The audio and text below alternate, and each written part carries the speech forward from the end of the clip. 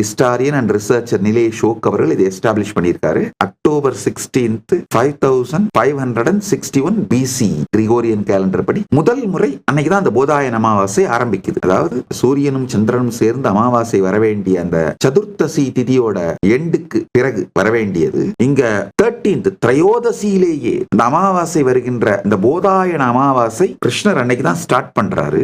ஆனால் இதை நல்லா புரிஞ்சுக்கோங்க, காலம் சக்கரம், காலம் லீனியர் கிடையாது, சக்கரம். இதுல இன்னொரு முக்கியமான விஷயத்தை தெரிஞ்சுக்கணும். இந்த மொத்த ஸ்ராத்தம் கொடுக்கிற நிகழ்வையும் டிஸ்கிரைப் பண்ணும் பொழுது வியாசர் ஒரு மிகப்பெரிய இலக்கண விளையாட்டை செய்கின்றார். அதை மேம்போக்கா படிக்கிறவங்க இது ஆர்ஷ பிரயோகம். ஆர்ஷ பிரயோகம்னா என்னன்னா, சம்ஸ்கிருதத்தை பிழையாக சொல்வதற்கு ரிஷிகளுக்கு இலக்கணம் விதிவிலக்கு அளிக்கிறது. ஆர்ஷ பிரயோகம்னு பேரு. இதை ரஃபா படிக்கிறவங்க, மேம்போக்கா படிக்கிறவங்க ஆர்ஷ பிரயோகம் சொல்லி இந்த ஸ்லோகத்தை தள்ளிடுவாங்க. ஆனா ஆழ்ந்து படிச்சா புரியும் அது ஆர்ஷ பிரயோகம் இல்ல, தெளிந்த உண்மை